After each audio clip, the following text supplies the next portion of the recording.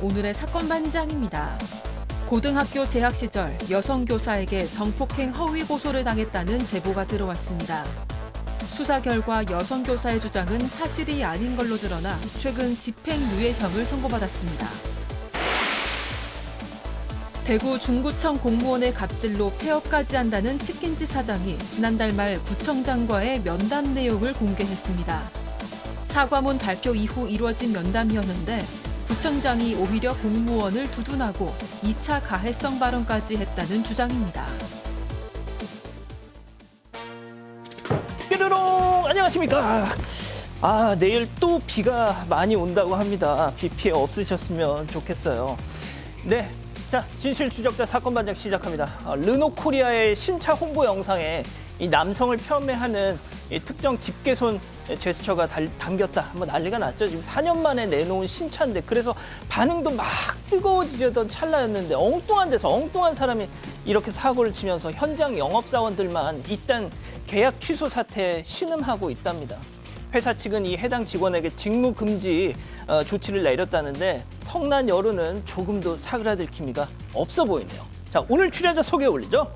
예, 백다희 아나운서 양지열 변호사, 박상희 한국열린사이버대 교수 박지훈 변호사, 그리고 박준혜 수호선생님 나오셨습니다. 안녕하세요. 안녕하세요. 예, 우리 남편 임산부 배려석에 앉지 말라고 해도 저렇게 말을 안 들어요. 사반에 제보하면 정신 좀 차릴까요 하신 조희란님. 자, 지난 20일 오후 4시에 안산시 선부역 3번 출구 앞에서 자전거로 나 들이받고 뺑소니 친 60대 남자 찾습니다. 너 덕분에 나 수술까지 했다 하신 남선홍님. 자, 지난 28일 부산 사직구장에서 국민의리 하는데 꼬마는 기특하게도 벌떡 일어나더라고요. 근데 저 앞에 유현진 유니폼 입은 저 삼겹살만 먹고 있어 저 여자 2명 으이그 하신 김소영님.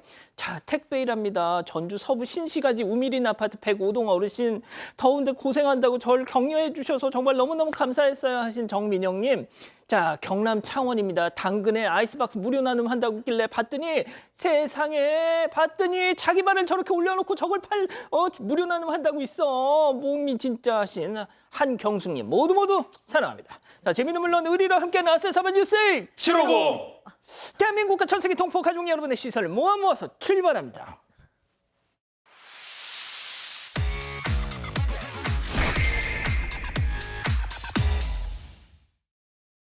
첫 번째 가보죠. 차 버리고 주랭랑입니다. 제보 영상 만나보시죠. 자, 저 앞에 덤프트럭 주목해 주세요.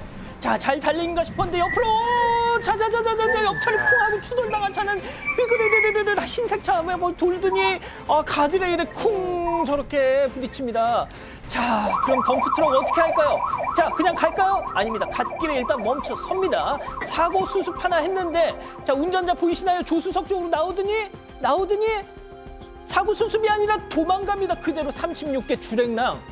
와, 보통 뺑소니 차 타고 도망가는데 저자는 2다리로 도망갑니다. 네, 사고는 6월 18일 파주 방면 한 고속도로에서 일어났습니다. 사고 차량에는 제보자 부부가 타고 있었는데요. 이 옆 차선의 덤프트럭이 갑자기 차선을 변경하면서 충돌했습니다. 이 사고 차량은 덤프트럭에 치인 채 그대로 100m 이상을 밀려나갔고 이후 방향이 틀어지면서 가드레일에 2차로 충돌을 했습니다. 제보자에 따르면 차에 탄 제보자 아내는 충돌 여파로 차문이 열리지 않아서 꼼짝도 못하고 차 안에 약 20분 정도 갇혀 있었다고 합니다. 하지만 정작 사고를 낸 덤프트럭 운전자는 이 사고 처리는커녕 조수석으로 빠져나가서 도망치는 게 목격자 차량 블랙박스에 고스란히 담겼습니다. 제보자와 부부는 이 사고로 몸도 다쳤지만 그것보다도 죽을 뻔한 경험을 했다는 사실에 정신적인 충격을 많이 받은 상태입니다. 이 사고당한 제보자 차량은 결국 폐차를 했는데요. 아이고. 사고 이후 덤프트럭 운전자에게서는 연락 한 통이 오지 않았다고 합니다. 자, 양 변호사님, 음주, 약, 졸음 셋 중에 하나겠죠? 아닙니다. 셋 다 아닙니다. 오? 정말 황당하죠. 예. 일단 경찰에 출동해서 저 운전자 찾아야 될 거 아니에요. 인근 도로를 샅샅이 뒤졌는데 황당하게도 한 50분 있다가 제 발로 나타났답니다. 그런데 이렇게 사고를 겪은 피해자에게 무슨 사과, 죄송하다, 괜찮냐 이런 말 한마디도 없이 그냥 돌아왔고요. 이유는 예. 무면허였습니다. 아이고. 예, 무면허에 뺑소니를 한 것이었고요. 참 이 피해자 입장에서 너무나 황당한 일이긴 한데 그런데 또 여기에 또 감동이 또 뒤따랐습니다. 어떤? 저렇게 사고 나서 예. 빠져나오지도 못하고 있는 상황이었잖아요. 이 목격한 분들이 경찰 신고해주고 뒤에 차단봉으로 다른 차들 못 오게 막고 뒤에 차 세우고 이 비상등 켜서 2차 사고 막고 이런 일들이 쭉 이어져서 사고를 낸 사람에게 대한 굉장히 그 괘씸하고 화가 나는데 또 제보자들 목격자분들 덕분에 또 감동을 받은 그런 상황이었습니다. 그렇군요. 좋습니다. 자, 다음 또 이어가죠. 가게 홀의 주르륵입니다. 충격적인 제보 영상 만나보시죠. 자, 치킨집에 온 남성들 저렇게 우르르 들어가죠. 자, 자리에 앉아서 한참을 부어라 마셔라 마셔라 부어라. 자, 결국 테이블에 다 뻗어버렸어. 자, 한참 뒤에 저렇게 쿨쿨 자다가 깨어난 남성 못 참겠다는 듯 비틀비틀하면서 기립을 하더니 왜? 나니 남자가 흘리지 말아야 눈물 말고 다른 걸 흘리고 맙니다. 옆에 일행들 야, 맥주가 왜 이렇게 따뜻하냐 하면서 잠꼬 대하고 바로 또 좀 뭐 뒤척이더니 또 바로 자요. 자, 그 남자도 의자에 앉더니 다시 쿨쿨. 자, 직원이 달려와가지고 뭐 이런 놈들이 다 있어 하고 직원이 와서 깨워요 지금. 아저씨 일어나세요 사장님. 깨워. 그랬더니 비틀비틀거리면서 또 갑니다. 자, 음주 인생만 40년 우리 박지훈 변호사님, 저런 인간들 술 마실 자격 있습니까? 없습니다. 없는 것도 없는 거지만 지난 6월 24일 밤에 있었던 일인데 20대 남성들인데요. 20대 초반 남성들인데 이미 술에 많이 취한 상태에서 이렇게 치킨 호프집에 왔던 것 같아요. 화장실 옆에 이렇게 좌석을 잡은 다음에 많이 취한 상태에서 저 상태에서 지금 보신 바와 같이 한 분이 일어나서 한 명이라 그럴게요. 한 명이 네네. 일어나서 소변을 봐버립니다. 너무나 놀라서 놀랍습니다. 아르바이트생도 그렇고 주인도 보긴 봤는데 그걸 뭐 어떻게 할 수가 없으니까 목격만 했고요. 그 이후에 조치는 취했습니다. 하지 말라고 조치를 취했는데 문제는 그러고 나서 다시 잠들었다는 거예요. 그러니까 제가 봐서 고의적으로 저러진 않았던 것 같아요. 정말 화장실 옆이니까 실수한 건 맞는 것 같은데 어쨌든 간에 실수를 저기서 하면 어떡합니까? 큰일 날 일이잖아요, 사실은. 그래서 나중에 아르바이트생이 소변 다 치우긴 다 치웠지만 절대로 이러지 말라는 취지에서 제보를 했다고 합니다. 아니 딱 봐도 이제 뭐 저희가 모자이크는 쳤지만 딱 봐도 젊은 친구들이란 말이죠. 그렇죠. 20대 초반이거든요. 어. 안 돼요. 먹지 아니, 마요, 술을. 그러면. 그 박 변호사님, 음주 인생 40년 저런 적 있습니까 없습니까? 없죠, 당연히. 젊은데 왜 저래 지금? 그러니까요. 잘못 빼왔다, 술을. 잘못 배웠다. 네. 소변은 화장실에서 보시라. 알겠습니다. 자, 다음 이어가죠. 화분의 분풀입니다. 딱 제목만 봐도 아시죠? 영상 만나보시죠. 자, 어두운 밤 의문의 한 남성 대뜸 화분 이파리를 잡아 뜯더니 2개 뜯고 또 3개 뜯고 4개 뜯고 5개 뜯고 계속 뜯더니 괜한 또 이제는 다 뜯겼어. 그러더니 뭘 집어들어? 그럼 남는 건 남은 화분일 거 아니에요. 지금 혹시 이 사람 지금 나 사랑한다 안 한다 지금 그거 하고 있나? 자, 아무튼 화분을 아예 그냥 집어 들어가지고 내팽개를 치더니 그제서야 떠납니다. 자, 박 교수님, 네. 분명 실현당한 직후인 거예요. 그래서 네. 날 사랑한다 안 한다 지금 그거 하고 있었습니다, 저 사람. 네. 그러기에는 좀 너무 다른 사람한테 피해를 주는 행동을 하면서 그러니까요. 뭐 사랑을 하든지 말든지 모르겠는데 어쨌든 저거를 키우신 분은 저희가 지금 미용실 앞인데요. 미용실 사장님의 어머님이라고 합니다. 근데 너무너무 애지중지 키우셨대요. 흙도 갈아주고 물도 주고 하면서 요만했던 화분을 성인 남자 키만큼 키워놓으신 거예요. 그리고 지금 이제 꽃봉오리가 맺혔다고 합니다. 그래서 이제 꽃봉오리가 이제 꽃이 될 때까지 기다리시면서 어머니께서 너무 애지중지 우리가 반려식물이라고 하잖아요. 예. 그렇게 정말 애정을 주고 키운 식물인데 저렇게 했다 그러면서 이제 취객인 것 같기는 하고 어머니께서는 혹시 또 저 사람한테 해코지 당할까 봐 고소나 고발은 못하겠다 하시지만 정말 지금 속이 끓으신다고 하시면서 왜 남이 이렇게 예쁘게 키워놓은 저런 화분한테 저렇게 화풀이 하는지 모르겠다며 제보하셨습니다. 양 변호사님, 저희가 저 영상 원본을 보고 세어봤어요. 사랑 안 한다였습니다. 글쎄요. 아마 화분 입장에서도 이 식물 입장에서도 저기에 사랑한다고 보태주고 싶었겠습니까? 그리고 무슨 죄가 있어요? 해서 저것도 살아있는 생명입니다. 왜 그런 사람이면요 사실 사랑할 자격도 없습니다. 그러니까 말이죠. 다음 이어가죠. 차 밑으로 발을 쑥입니다. 뭐 제목만 딱 들어도 아시겠죠? 만나보시죠. 자, 불박차 좁은 골목을 가는데 한 남성이 또 저 앞에서 비틀비틀 컴온. 자, 속도를 확 줄였어요. 자, 그런데 차가 덜컹거렸어. 아, 다른 각도의 영상 한번 볼까요? 아까 그 남성 차 옆으로 잘 지나가나 싶더니 발을 쑥, 어이구야, 내 발, 아이고, 사람 잡네 하면서 화당 넘어졌습니다. 정말 왜 저러고 사니, 진짜. 그러게요. 이 영상은 지난 26일 인천의 한 골목길에서 찍힌 영상인 거고요. 저 운전하신 분은 저 영상을 그전에 당시에 못 보셨을 거 아니에요. 그러니까 정말로 사고가 난 줄 알고 아이고 죄송합니다. 괜찮으십니까? 라고 물어보고 119에 신고됐답니다. 근데 막상 구급대원이 출동을 하니까 돌아가라고 하고 사고 처리도 안 하겠다고, 보험 처리 안 하겠다고 하고 뭐 연락처라도 알려달라고 하니까 연락처도 필요 없다고 하고 도대체 원하는 게 뭐냐라고 하니까 처음에는 원하는 게 없다고 하다가 5만 원만 달라 그러더랍니다. 갑자기. 아유, 그래서 그럼 5만 원 주면 다 끝낼 거냐라고 해서 5만 원을 줬대요. 그래서 차라리 저럴 때 액수를 크게 부르면 진짜인 줄 알 텐데 5만 원 하면 그러니까 너무 이게 좀 하여튼 저 혼란스러워 가지고 5만 원 줬는데 아, 또 주셨구나. 이게 실랑이가 있다 보니까 경찰이 출동했답니다. 그래서 출동한 경찰이 그러지 마시고 저 남성에게 경찰도 저 CCTV 영상 못 봤을 거 아니에요. 교통사고 접수를 해라 경찰서 가서 그랬더니 갑자기 나 경찰서 안 갈래 그러면서 5만을 또 돌려줬답니다. 그러면서 뭐 행설수사라는 게 제가 전과자고 교도소 가기 싫고 뭐 갑자기 이러더라는 거예요. 그래서 아니 이 막상 사고 낸 분은 이게 전혀 저 상황을 몰랐으니까 오히려 불안해하고 나중에라도 어떻게 연락이 오지 않을까 싶었는데 연락이 없답니다. 당연히 도둑이 재발절인 거 아닐까요? 그런 거겠네요. 알겠습니다. 자, 마지막 사연으로 가보죠. 나의 쓰레기 친구입니다. 이게 좀 제목이 상당히 도발적인데요. 집단 지성의 판단을 받아보고 싶으시대요. 네, 끔찍한 범죄를 저지르고 교도소에 수감 중인 40년직의 친구를 면회하고 싶다, 이런 사연입니다. 사연자에게는 초등학교 1학년 때부터 지금까지 거의 40년 동안 우정을 쌓아온 친구 2명이 있습니다. 이 어느 날 미혼이었던 친구 A가 다른 친구 B의 여동생과 눈이 맞아서 결혼하게 됐습니다. 이 친구 B의 여동생은 딸 하나, 아들 하나를 둔 돌싱이었는데요. 그런데 친구 A가 같이 사는 의붓 딸이자 친구 B의 조카를 성폭행하는 사건이 벌어졌고 결국 징역 15년형을 선고받아서 교도소에 복역하고 있다고 합니다. 이 때문에 고향 친구들이 난리가 났고 사연자도 감정이 주체가 되지 않을 정도로 크게 분노했다고 하는데요. 이제 그 이후에 2년이 지나서 이제는 화나는 마음도 사그라든 건지 사연자는 그 친구 A가 문득문득 생각이 나고 어떻게 지내는지 궁금해지기 시작했다고 합니다.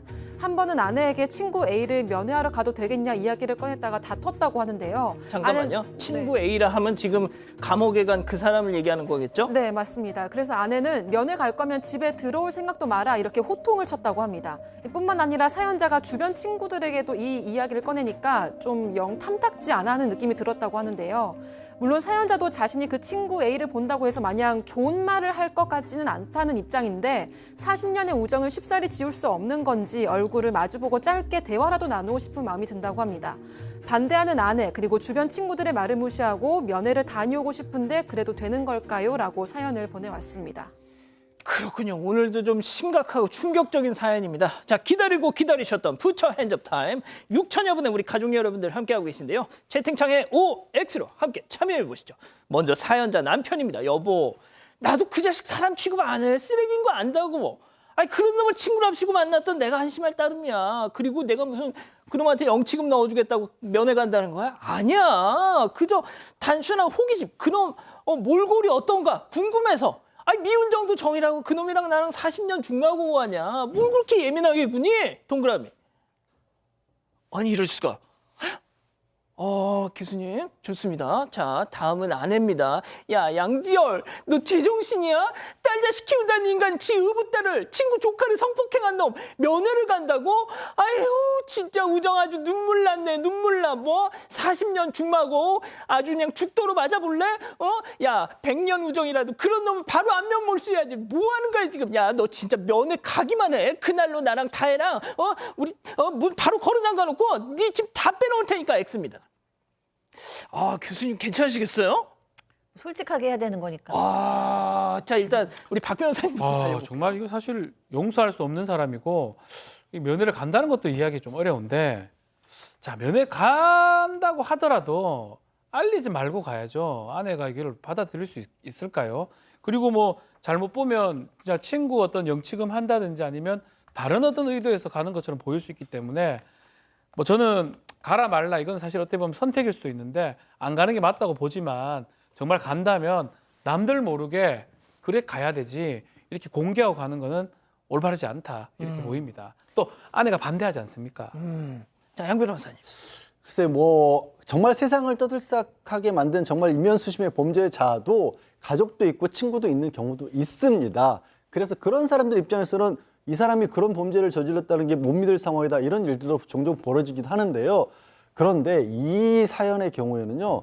친구의 조카가 대상이었습니다. 그러니까 지인의 아이를 상대로 해서 그런 짓을 했다는 게 도저히 뭐 저는 법을 떠나서 용서가 안 되고요. 설령 뭐 근황이 궁금하다거나 하더라도 적어도 이 자가 교도소에서 확실하게 처벌을 받고 자기 죄값을 치르고 앞으로 그러면 다시 살기 위해서 용서를 빌면서 친구들을 찾아다닐 때라면 마지못해 만나줄지 모르지만 지금 단계 2년밖에 지나지 않았는데 저는 아니라고 봅니다. 자, 교수님 입장이 되게 궁금하네요. 아, 네. 일단 저도 그 죄를 안 지었다는 게 아니죠. 너무너무 심각한 죄를 진 거죠. 근데 지금 어쨌든 자기의 죄값을 치르고 있는 상황이잖아요. 본인의 이제 죄값을 치르고 있지 않은 상태에서 그 죄를 피하려고 했다거나 끝까지 우기고 있다 그러면 뭐 완벽한 절연입니다. 평생 볼 필요도 없는데 예. 어쨌든 본인의 죄값을 치르고 있기 때문에 본인의 죄값을 치르고 사실 우리가 가족이나 정말 40년 지기 친구라 그러면은 사실은 우리가 이성적인 것만으로 그 관계가 유지되는 건 전 아니라고 생각해요. 어떤 관계에서는 이성적으로 물론 정말로 잘못했거나 정말 하지 않아야 되는 어떤 관계도 정이라는 게 있을 수도 있고 또 그 죄는 미워하지만 그 사람을 또 미워할 수 없는 관계도 있어서 정말 가족 같은 40년 친구기 때문에 저 같으면 가보게 될 것 같습니다. 그렇군요. 뭐 그 말씀도 일리가 있습니다. 자, 우리 가족 여러분들 뭐라고 하시나요? 가지 말라는 게 대부분이었습니다. 이주영님, 저게 왜 궁금하지라고 하셨고요. 군산 사는 남원땡님, 딸 생각은 안 하는군요. 딸보다 친구라는 건가요? 라고 하셨고요. 하지만 신명숙님, 면회 가는 건 본인 마음대로 하세요. 라고 하셨습니다. 좋습니다. 자, 사반 제보 메일과 카톡 제보 채널에서는 많은 사연과 제보 기다리고 있습니다. 자, 전광성님 보고 계시죠? 어제 오후 경기도 이천 SK 하이닉스 인근 삼거리 건널목에서 우리 가족을 만나셨답니다. 차들이 양보를 해줘서 엄마는 지금 보도블록 경계석을 넘어갔어. 자, 그런데 새끼들은 다리가 짧은 새끼들을 낑낑대면서 어쩔 줄 모르고 있어요. 아유, 엄마 역시 새끼들 걱정해 안절부절. 자, 아유, 저 조금만 왼쪽으로 가면 저 경계석 경사로가 나오는데. 자, 그런데 좀 돌려볼게. 저쪽으로 간다. 차 지나가고 새끼들 따라가고 아이고 저기를 찾아서 올라가고 있습니다. 아이고 엄마 만나서 시냇가로 지금 저 혼자 들어가고 있는데요. 얘들아 어지간하면 찻길로 나오지 마라 하셨습니다.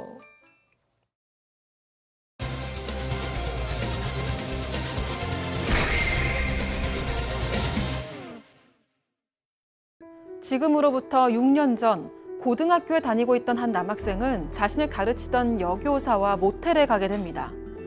사제지간에 있어서는 안 될 일이 벌어진 이후 남학생은 여교사와의 관계를 멀리하기로 마음먹었는데요. 그 즈음 학교에서는 이상한 소문이 돌기 시작합니다. 저를 또 편들어주신 선생님이 계셨는데 저한테 말씀을 주셨거든요.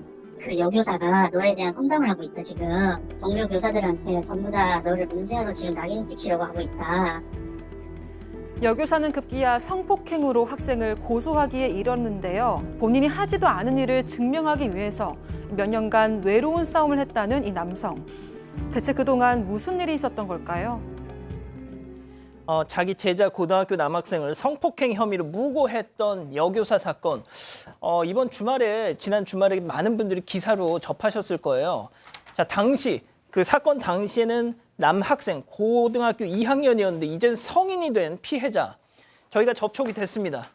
자, 그런데 그 6년 전 그 사건 때문에 지금도 고통받고 계시더라고요. 일단 그때 무슨 일이 있었는지를 먼저 말씀을 드릴게요. 말씀하신 것처럼 6년 전 이 제보자분이 고등학교 2학년 때였습니다. 30대의 여성이 기간제 교사로 그 학교에 왔고요. 근데 와서 뭔가 좀 좋지 않은 일이 있었던 모양입니다. 그래서 그때 당시 남학생이었던 이 피해자에게 계속해서 뭐 학생들이 요즘 어떤 얘기를 하느냐, 여론이 어떠냐 이런 걸 좀 물으면서 연락을 했대요. 그러던 어느 날 저녁을 먹자고 제안을 했다라고 하고 뭐 선생님이었으니까 받아들여서 저녁을 같이 먹었는데 그 자리에서 선생님이 학생에게 이 술도 보냈다고 합니다. 마시지는 않았대요. 근데 그 이후에 이 식사 자리가 끝나고 모텔로 학생을 데려갔습니다.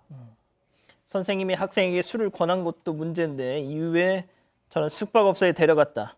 당시 어떤 상황이었는지 이 피해자 얘기 직접 들어보시죠. 그 선생님께서 택시에서 같이 내려라 라고 말씀하시면서 저를 끌어내셨어요. 내리고 보니까 이 주변이 전부 다 모텔촌이었던 거예요. 네, 그렇게 해서 저를 데리고 모텔에 가지고 그 선생님이 원하시는 대로 하셨어요. 그래가지고 저는 그 일이 있고 난 후부터 이제 조금 자괴감이라고 해야 될까요? 네. 계속 이런 상태가 지속되면 제 입시도 걱정이 되고 그리고 고등학교 생활도 제대로 하지 못할 것 같아서 이제 1학기 방학이 되면 연락을 전부 끊었어요. 선생이 미성년자 제자를 데리고 모텔촌을 갔다. 이게 도대체 무슨 조합입니까? 네, 이 남학생은 당시를 회상하면서 이 선생님이 저에게 무슨 일을 벌이려고 하는지 눈치도 챘고 도망도 갈 수 있었지만 그렇게 하기가 막상 두려웠다고 말했습니다. 당시에는 대입을 준비하는 고등학생으로 선생님을 기분 나쁘게 하거나 요구를 거부하면 생활기록부에 불이익을 줄 수도 있겠다는 두려움밖에 생각나지 않았다고 하는데요. 이때 여교사는 남학생을 모텔 문 앞에 세워두고 미성년자는 모텔 출입하는 게 걸리면 안 되니까 여기서 기다리라면서 카운터에서 결제를 하고 방으로 데려갔다고 합니다. 이 일이 있은 후에 남학생은 자괴감이 들었고 여교사와 멀리 지내야겠다고 결심을 했다고 합니다. 모든 연락을 받지 않았고 전화번호를 바꾸기까지 했다고 하는데요.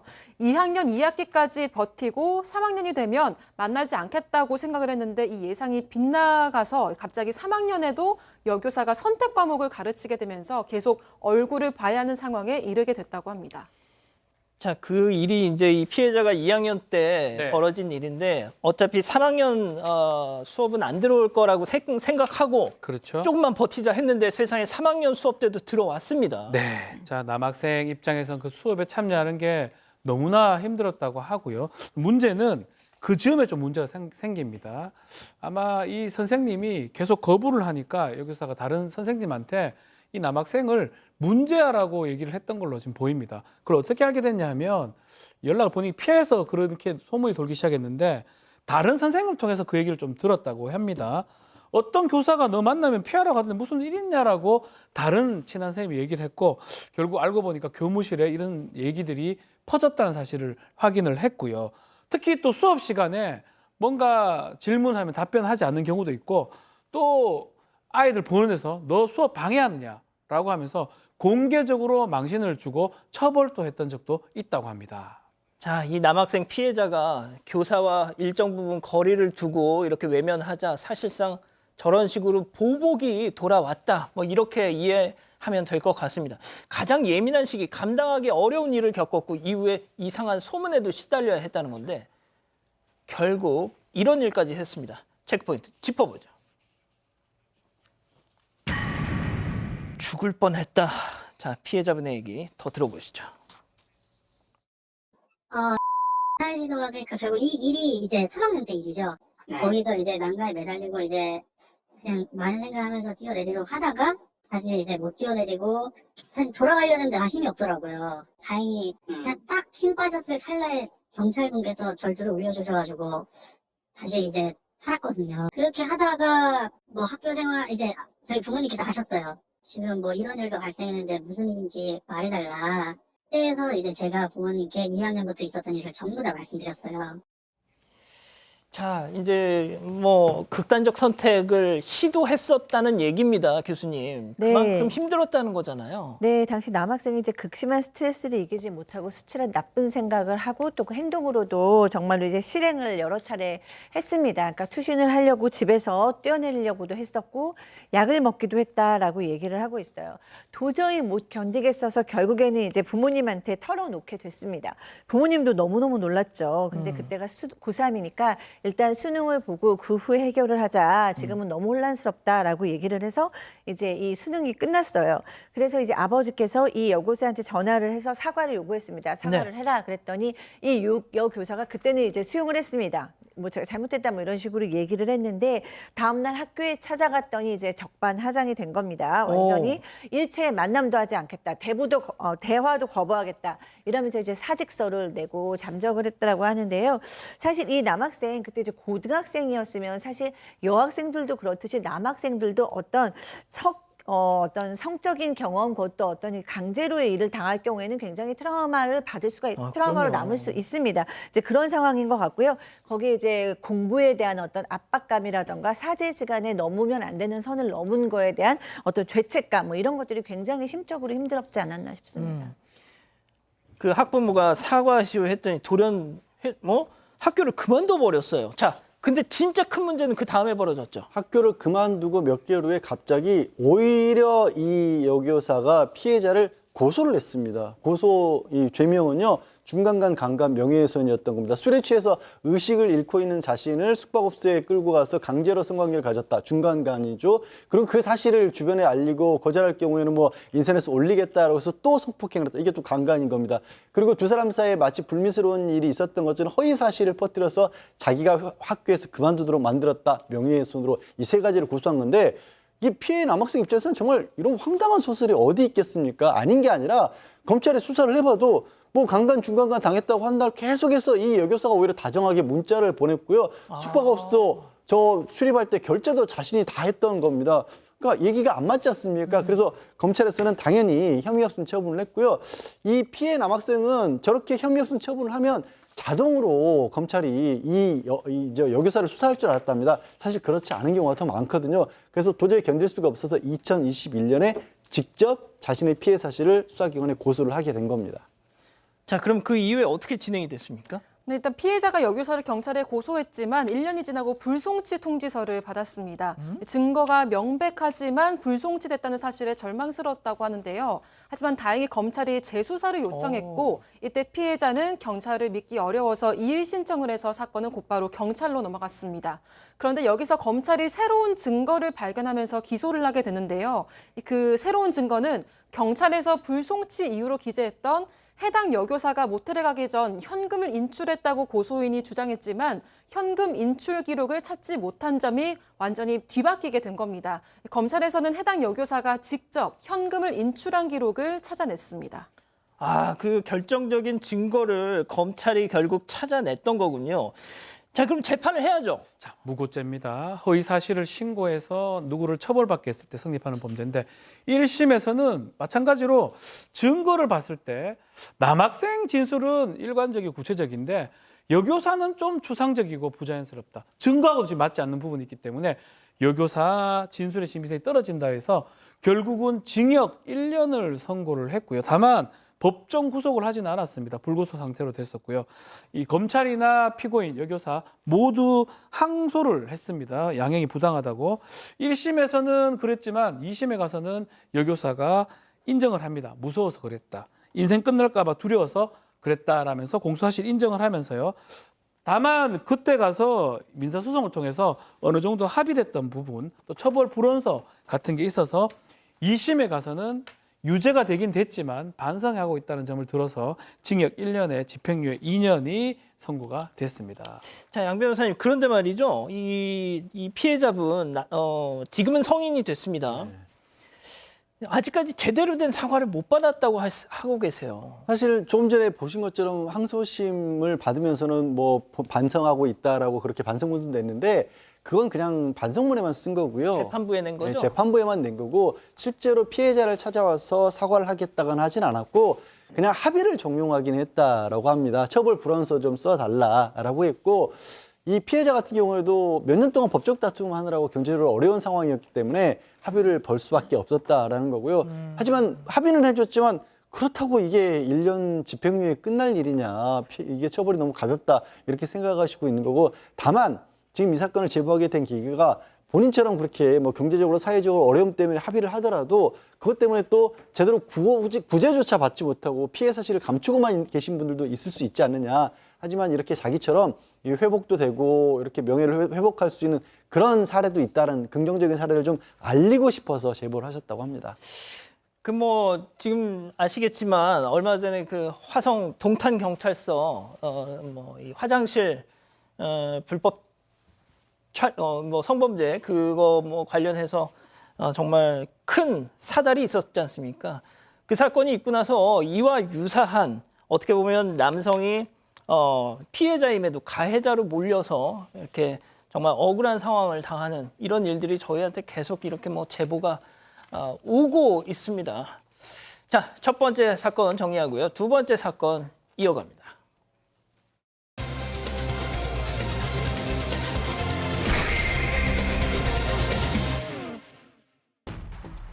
대구 중구청 공무원의 갑질로 폐업까지 한다는 치킨집 사장이 지난달 말 구청장과의 면담 내용을 공개했습니다. 사과문 발표 이후 이루어진 면담이었는데 구청장이 오히려 공무원을 두둔하고 2차 가해성 발언까지 했다는 주장입니다. 무슨 일이 있었던 건지 알아봅니다.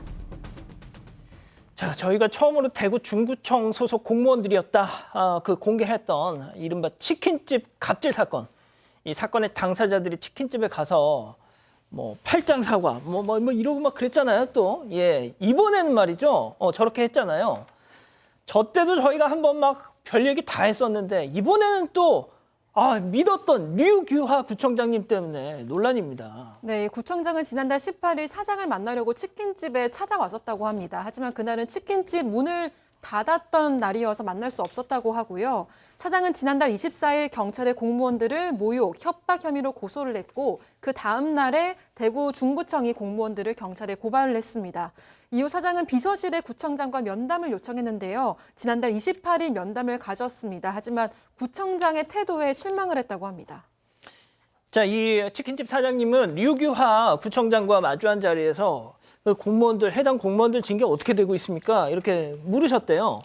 그런데 류 구청장의 대답에 내가 여길 괜히 왔구나, 괜히 만났구나 이런 생각이 드실 만큼 상처를 받았다는 겁니다. 사장님 얘기 직접 들어보시죠. 말도 안 되는 소리를 하더라고요. 자기는 술 먹는 입장으로서 술을 버릴 수도 있다. 자기는 그렇게 생각한다. 제가 그게 요점이 아니고 뒤에 들어와서 다시 저희 와이프랑 저한테 한 행동들이 문제다. 이렇게 말하니까 거기에 대해서는 죄송합니다. 근데 남자들이 술 먹다 보면 자존심이 있어서 그거 안 들키려고 바닥에 술을 버린다. 이해가 가는 부분이다. 이렇게 얘기하더라고요. 제가 폐업한다 하니까 뭐 치킨집 맛있다고 하는데 일 끝나고 가서 많이 팔아주겠다 하면서 웃으면서 뭐 옆에 이제 직원들한테 많이 팔아주겠다 이 말은 좀 그런가 이런 식으로 이렇게 말하더라고요. 계속 요점을 흐리더라고요. 그냥 벽이랑 대화하는 것 같았어요. 자기 말만 하세요. 지금 들으신 그 면담 자리가 사과문 그 대구 중구청 홈페이지 들어가면 팝업으로 가장 먼저 이렇게 팍 떴었거든요. 그 사과문을 올린 이후 6일 지나서 이렇게 마련된 자리였는데 자, 사과문 내용 소상공인을 보호하는 게 중구청의 중요한 임무임에도 불구하고 불미스러운 일을 초래해 직원 전체가 책임을 통감합니다라고 구청장 명의로 저렇게 사과문을 올렸는데 양 변호사님 들으셨죠?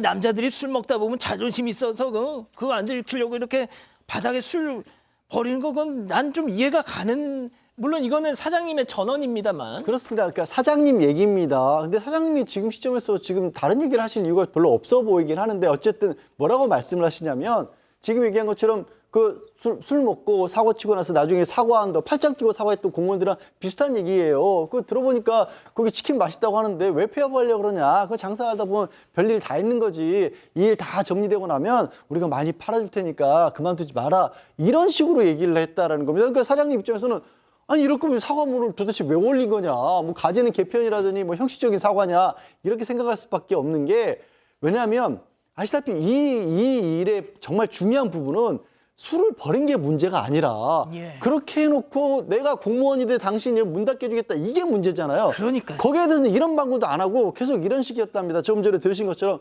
나도 뭐 술 마셔보니까 알지만 남자들은 자존심 때문에 억지로 그만 마셔야 되는데 그만 마시겠다 말을 못하니까 바닥에 버리는 거다.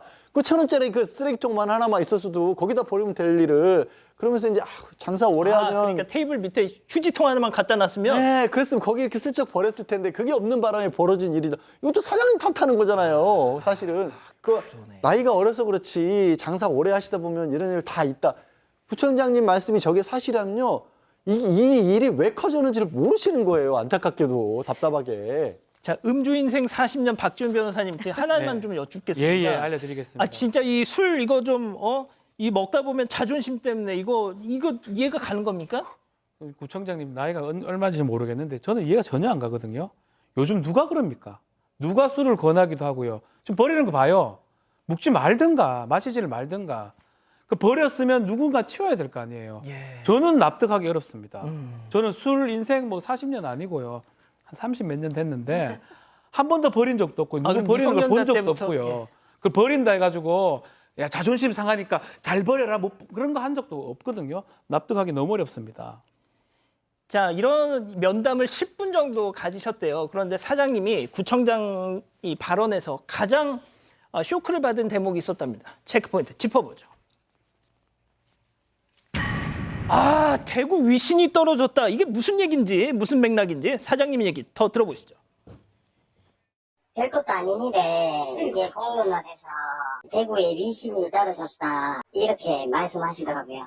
정말 화도 많이 나고 제가 잘못한 일도 아닌데 제가 떨어뜨렸다고는 생각 안 해요. 그 해당 공무원들이 잘못한 걸 왜 저희랑 엮어서 너무 억울하죠. 저희는 그냥 진실된 사과를 말하는 건데 이런 식으로 얘기하니까 제 입장에서는 어이가 없죠. 자, 경북 의성군이 낳고 대구가 키운 우리 박지훈 변호사님. 뭐 태어나기만 무성이 태어났지 거의 대구에서 자랐거든요. 그러니까. 대학교까지 대구에 계속 예. 있었는데 제가 대구에 오래 살았던 또 가족들 친척 거의 다 대구에 거주합니다. 한 말씀 드릴게요. 예. 좀 잘 알고 하이소 구청장님 뭘 모르고 그럴 바야 차라리 만나지를 말든가. 뭐 하는 짓입니까? 답답합니다. 누가 위신을 떨어뜨린지 한번 보이소. 사투리를 해봤습니다. 예. 아, 오늘 유규하 구청장이 뭐 진짜 아주 하루 종일 오전부터 무슨 배수 펌프 점검도 하시고 열심히 막 일정을 이렇게 갖고 계시더라고요. 제가 기사를 검색해 봤더니. 자, 그래서 아무튼 저희가 지금 이게 많이 좀 논란이 되고 있어서 교수님 그 중구청 쪽에 연락을 해봤는데 네. 뭐라고 좀 얘기를 하긴 하죠. 네, 제작진이 대구 중구청 비서실에 연락을 했더니 지금 이제 구청장은 현재 자리에 없은 상태고 감사팀에서 답변을 하는 상황이라고 얘기를 하면서 이거를 직원을 두둔한 게 아니다. 직원을 두둔하는 거였으면은 직접 우리가 직원을 고발을 했겠느냐라고 얘기를 했어요. 그리고 중구청 자체 감사도 열리고 있다. 이 부분에 대해서 투명성 있게 밝히겠다는 의지가 강하다. 이렇게 얘기를 했는데요. 저는 사실 너무 이제 이게 공감의 부족 같아요. 네, 왜냐하면은 뭐 구청장님도 사람이고 뭐 개인의 생각은 차이가 있을 수 있어요. 그걸 이제 입으로 뱉느냐 안 뱉느냐의 차이지만 생각은 할 수 있는데 중요한 거는 우리 사장님이 이것으로 인해서 폐업을 결정할 정도로 크게 상처를 받으셨다는 거예요. 맛있는데 왜 폐업하느냐 아니요. 그만큼 너무 상처가 되고 앞으로 자신감이 없어질 정도로 이제 마음이 무너졌기 때문에 이제 폐업을 하시는 거고 그 부분에 대해서 그래도 사과를 받고자 구청까지 가셨는데. 거기서 이제 공감이 전혀 안 되고 공무원들이 했던 말을 똑같이 다시 하신 거죠. 맛있는데 왜 그러냐 가서 많이 팔아주겠다. 뭐 아직 어려서 그렇다. 또 나아가서 대구의 위신 뭐 이렇게까지 얘기하니까 우리 사장님은 이제 다시 이제 조금 아물다 싶었는데 또 상처를 받은 것입니다. 이 부분에 대해서 이제 위로하고 사과했을 시점인데 하는 아쉬움이 있습니다. 뭐 중구청장님도 그 양측을 좀 중재, 아무튼 화해, 뭐 이렇게 좀 하려다가 말씀이 조금 이렇게 나온 게 아닌가 이런 생각도 드는데요. 대구 하면 또 치맥 페스티벌의 본고장 아닙니까? 참 그런데 이렇게 뭐가 됐든 치킨집 사장님이 상처를 받고 폐업을 해야 될 정도라면 조금 모르겠습니다. 홍준표 대구시장이 얼마 전에 이 사건에 대한 그 누리꾼들의 질문에 중구청장이 적절한 처분을 할 것이다 이렇게 얘기를 했는데 양 변호사님, 대구시장님이 직접 나서셔야 될 것 같은데 이거. 물론 뭐 지자체 장사이기 때문에 뭐 상급자와 하급자의 관계는 아닙니다만 그 내용을 좀 들여다보시고 말씀을 하셨는지 궁금해요. 저도 혹시 대구시장님도 제대로 내용 모르고 그냥 왜 이런 걸 가지고 나한테까지 이 소리가 들리게 만들어라고 말씀하신 정도에 그친 거라면 우리 대구시장님도 좀 사안에 뭐가 문제인지를 좀 다시 보셔야 그래야 시민들이 국민들이 이제 구청장님과 시장님을 더 사랑할 수 있지 않을까 싶습니다. 예. 뭐 공교롭게도 또 저희가 지금 이 방송을 하고 있는 와중에 대구 중구청 이 홈페이지가 또 지금 접속이 안 되고 있답니다. 자, 두 번째 사건 이렇게 정리하고요. 별별 상담소 이어갑니다.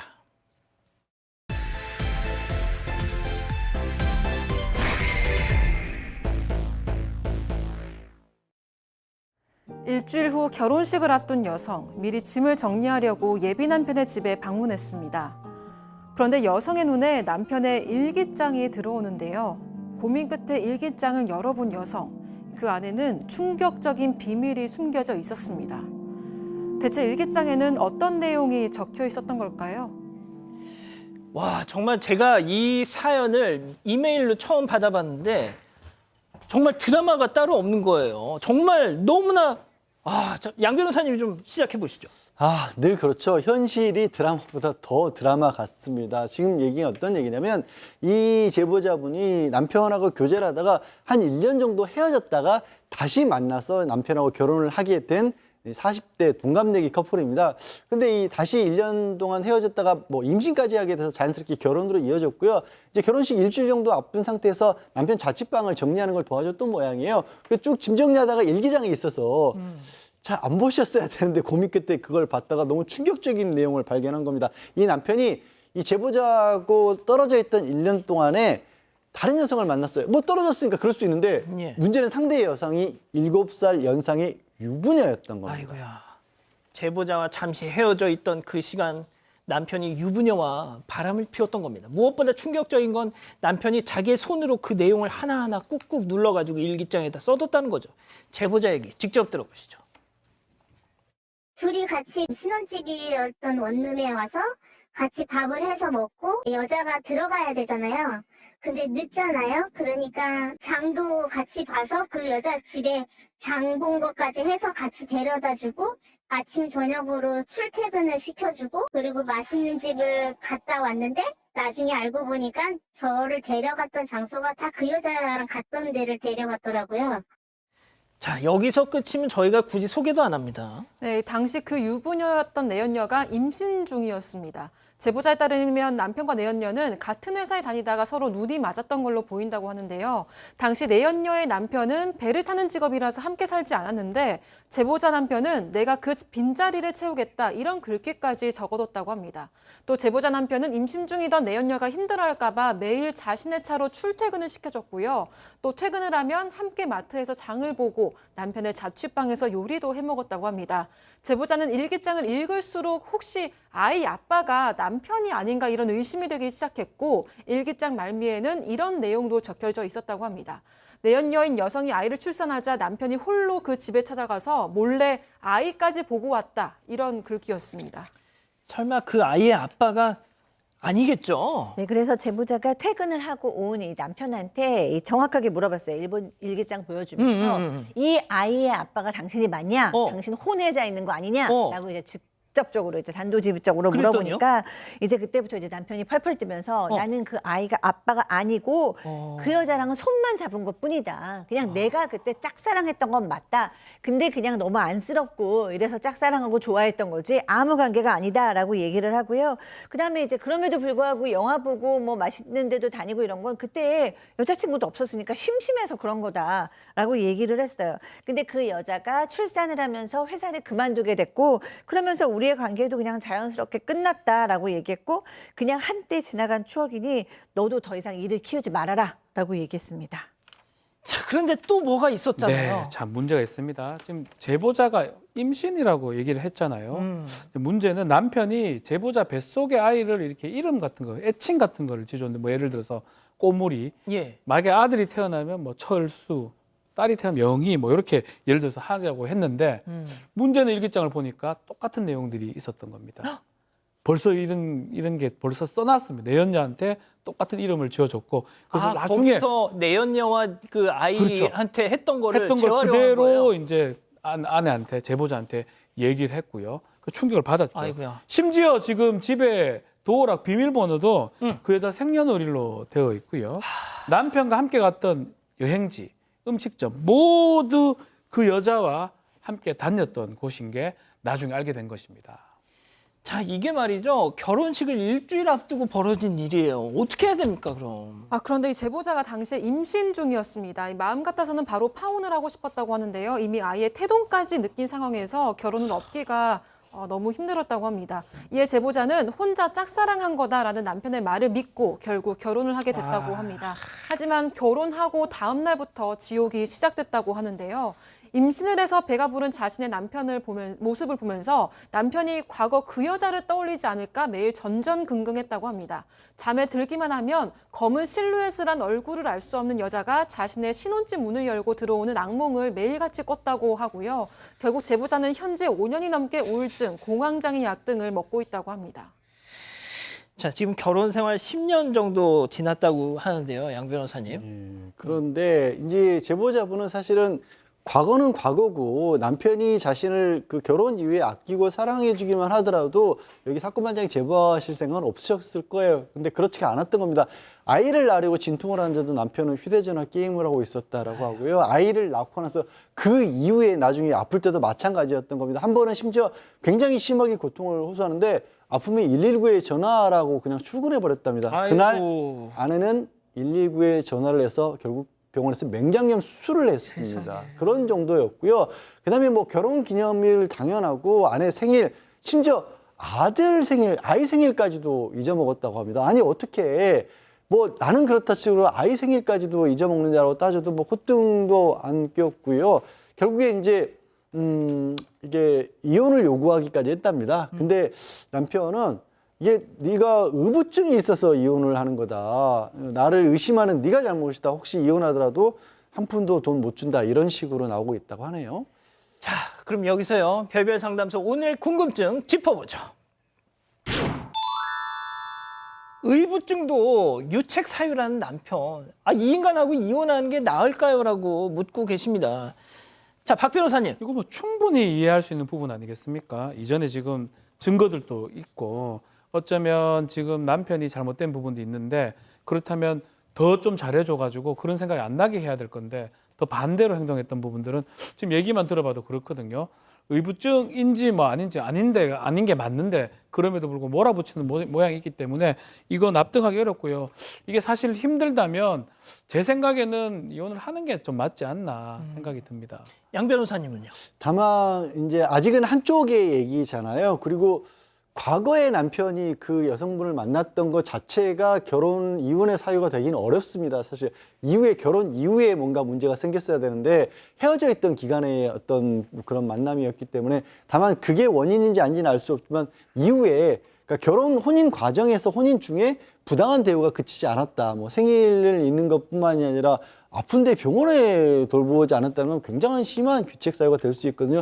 그런 것들을 잘 정리하고 입증할 필요는 있습니다. 그러니까 과거 사연에 너무 얽매이시면 안 됩니다. 자, 박 교수님.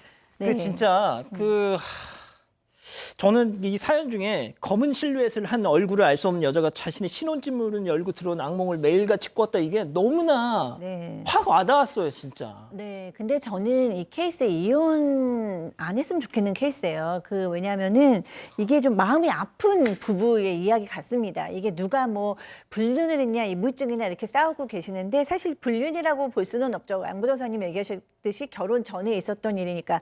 그리고 이부증이라고 얘기할 수도 없어요. 왜냐하면은 이 아내가 어떤 망상을 가지고 지금 어떤 있지도 않은 불륜을 했다라고 주장하고 있는 것이 아니기 때문에 이 아내는 지금 남편의 사랑을 원하고 있는 거고 남편은 그 사랑을 표현하지 않고 있는 거거든요. 물론 남편도 좀 속상했을 수 있어요. 나는 지금 가정에 너무 충실한데 옛날 결혼하기 전 얘기 가지고 이렇게 계속 이렇게 얘기를 하니까 속상했을 수 있지만 이 아내는 극심한 불안을 가지고 그 여성의 존재라는 불안을 가지고 결혼을 시작했어요. 그리고 그 10년 동안 사랑해주지 않기 때문에 그 불안감이 증폭이 되면서 마음에 병이 걸린 거거든요. 남편께서 지금이라도 아내와 아이에게 애정을 표현하시고 관심을 주시고 이래서 이 가정은 좀 잘 유지되었으면 하고 부부 상담도 좋은 선택 같습니다. 그렇군요. 알겠습니다. 별별 상담소 이렇게 정리하고요. 글로벌 픽 이어갑니다.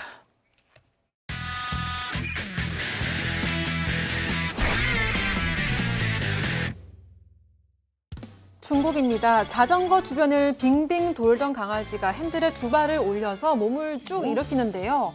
그리고 차례대로 다른 발까지 이렇게 페달을 척척 올립니다. 자신을 찍는 주인을 쓱 쳐다보더니 마음을 먹었다는 듯이 제대로 핸들을 고쳐서 잡고요. 그리고 페달을 영차 밟아서 조금씩 앞으로 나아갑니다. 가끔 헛발질도 하고 좀 흔들리기도 하지만 이 강아지 꽤 안정적으로 중심을 잘 잡고 가고 있습니다. 방향도 자신 있는데요. 마침내 주인에게 도착한 강아지는 보상으로 간식을 얻어먹습니다. 서커스 같아요. 네, 자전거만 잘 타는 게 아니고요. 이번에는 보드를 뭐야, 이거? 탑니다. 이 보드를 이거 타고 사람인데, 발을 이거? 몇번 탁탁 구르더니 사뿐히 올라타죠. 이거 그러다가 진짜- 한 발로 추진력까지 이렇게 얻으면서 바람을 거침없이 사람이 타습니다. 아니야? 이 정도면 강아지의 탈을 쓴 사람이 아닌지 진지하게 의심이 드는데요. 와, 저거 어떻게 하는 거지? 네, 저거? 이렇게 잘 타기까지 1년 가까이 훈련을 했다고 합니다. 주인은 억지로 강요한 게 아니라 자유롭게 자전거를 갖고 놀게 하면서 가르친 거라고 밝혔습니다. 미국으로 가시죠. 자, 모자를 뒤집어 쓰고 무장한 무리들입니다. 캐비넷의 문을 열지요. 안을 이리저리 살펴보더니 갑자기 하이파이브를 하네요. 아주 잘했어, 고생했어, 뭐 서로를 부둥켜 안으면서 감격에 북받친 그런 모습입니다. 그러더니 자, 안에 든 상자들을 꺼내서 담으려고 하는데요. 뭐 이삿짐? 저 무리들 아니죠. 강도들이었습니다. 벽에 구멍을 뚫어 한 귀금속 가게로 침입했고 세상에. 안에 있던 보석들을 모두 훔쳐간 겁니다. 심지어 이 값비싼 보석들이 들어있던 좀 전에 보신 건 금고입니다. 금고까지 뜯어내는 데 성공했고요. 일이 아주 술술 풀리자 신난 강도들이 자축을 한 겁니다. 아이고. 40년 동안 일군 가게가 하루아침에 털린 주인 입장에서는 이 모습을 보고 정말 복장이 터졌던 겁니다. 그런데 저 녀석들 못 잡았답니다. 중국으로 가보시죠. 자, 사슴이 트럭 앞에 놓이는 커다란 봉지를 코로 들추고 있습니다. 자, 안에 혹시 사료가 있어서 목 뜯어버리는 걸까요? 이때 어린 소녀가 사슴에게 접근합니다. 아마 대신 열어주려는 것 같아요. 봉지 앞으로 서서히 다가가는데 그 순간 사슴이 앞발을 설마. 들어 아이의 등을 퍽 하고 강하게 내리칩니다. 왜 때려? 난데없는 공격을 받은 아이는 엉엉 울면서 엄마에게 달려가는데요. 다친 곳은 없는지 살펴보는 동안 저 사슴 시치미를 뚝 떼고 모른 척하고 있습니다. 세상에. 아마도 아이가 사료를 뺏으라는 걸로 오해를 한 모양입니다. 딸이 공격당한 것을 봐가는 주인이 나오자 그제서야 눈치를 보면서 슬금슬금 피합니다. 결국 겁이 난 듯 주랭랑을 쳐버립니다. 뭔가 좀 후속 조치가 있어야 될 것 같은데요. 예, 아이는 다행히 다친 것 없이 무사했다고 하는데요. 뭐 사슴을 팔거나 어쨌든 그냥 두면 안 된다는 조언도 있었지만 주인은 가족들에게 접근하지 못하도록 조치하는 데 있어서 마무리했다고 합니다. 그렇군요. 아이가 다쳤어. 마데카설 출동. 상처엔 진물엔 마데카설로 성공. 옛설 칫솔 마데카설. 모르고 어떡하지? 브러쉬. 식물의 놀라운 세척력을 찾아내다. 프로쉬 알로에베라 세탁세제. 섬유 사이 얼룩까지 깨끗하게. 이 맛에 브러쉬 쓰지. 프로쉬. 와, 드시는 건 아직도 선수시네요. 잇몸은 현약이거든요. 그럼요. 잇몸은 은퇴가 없으니까 잘 관리하세요. 염증은 줄여주고 잇몸 속부터 건강하게. 인사돌 플러스. 잇몸 속부터 단단하게. 인사돌로 플러스 하세요. 인사돌 플러스. 이 지독한 땀 냄새. 어떡하면 좋지? 유한젠 스포츠를 쓰던 세제에 더하면 땀 냄새부터 얼룩 제거까지 한 번에 강렬한 땀 냄새 제거엔 유한젠 스포츠. 사랑하는 사건반장 가족 여러분, 시원한 밤 보내시고요. 저희는 내일도 사반 750 저녁 7시 50분에 다시 옵니다. 안녕히 계십시오.